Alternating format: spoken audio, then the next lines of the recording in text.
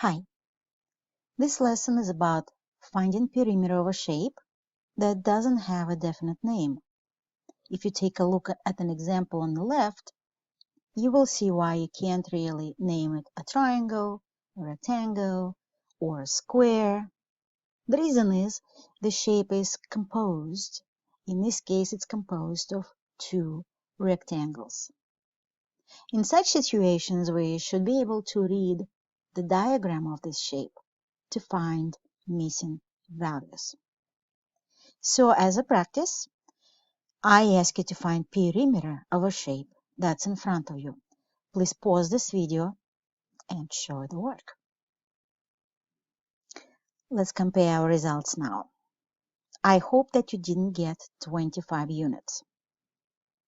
But if you did, this video is for you. So let's recall what it means to find the perimeter. That would mean to find all the lengths around the given shape.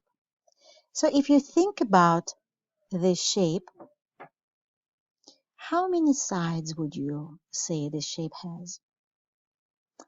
Well, let's count them together. It's 1, 2, 3, 4, and I know that you've added them, but did you remember to count 5 and 6? Because those sides will make the difference between your and my answers. So how do we find those lengths? This shape is not drawn to scale, but nothing keeps us from using a grid to aid us in answering this particular problem. So, on your grid, together with me, let's draw a shape using the scale. 1 unit will equal 1 box. So I will begin from the top. 8 units is the top measurement.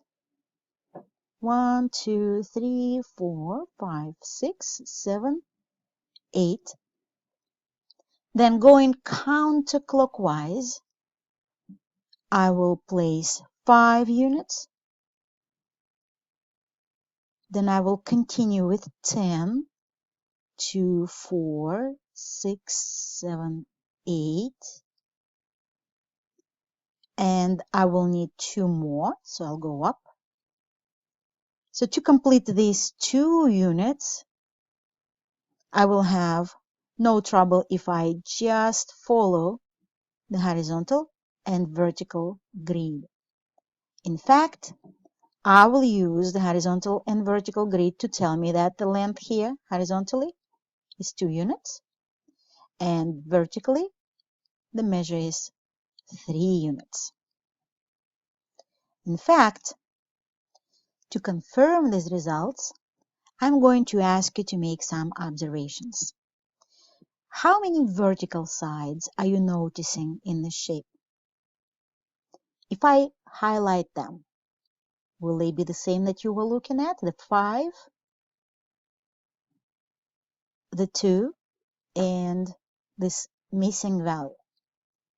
So if you notice that 5 is the highest segment, the tallest, the longest one vertically that you could get, and the other 2 together make as much as the 5, given that one of them is the 2, makes it fairly easy to notice that to find the missing value, I simply have to subtract 5 and the 2, which will give me 3.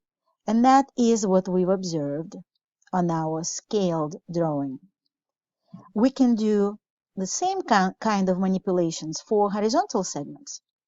If you highlight to help you notice horizontal segment that's unknown and the horizontal segment that is 8 units long, and then the one that's left, the longest it gets, 10, then in the same fashion you should be able to notice that 8 and the missing value together will make exactly the value 10, the longest value.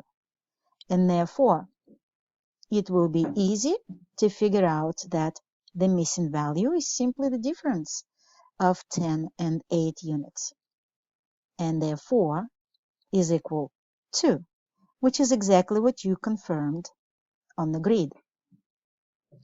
Understanding how to find these missing values algebraically is very important, simply because you will not always be able to use a scale for your drawing. The grid is not helpful when the values that you plot are way above what you can place here, if they are too large, or simply inconvenient when you have decimals, 3.5 and others. So let's keep this little technique in mind as we continue with our practice. So going back to our original question, what's the perimeter of this shape? Do you now remember that we have to add the two missing values?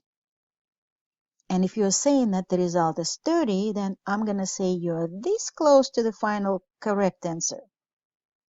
You have to mention the units.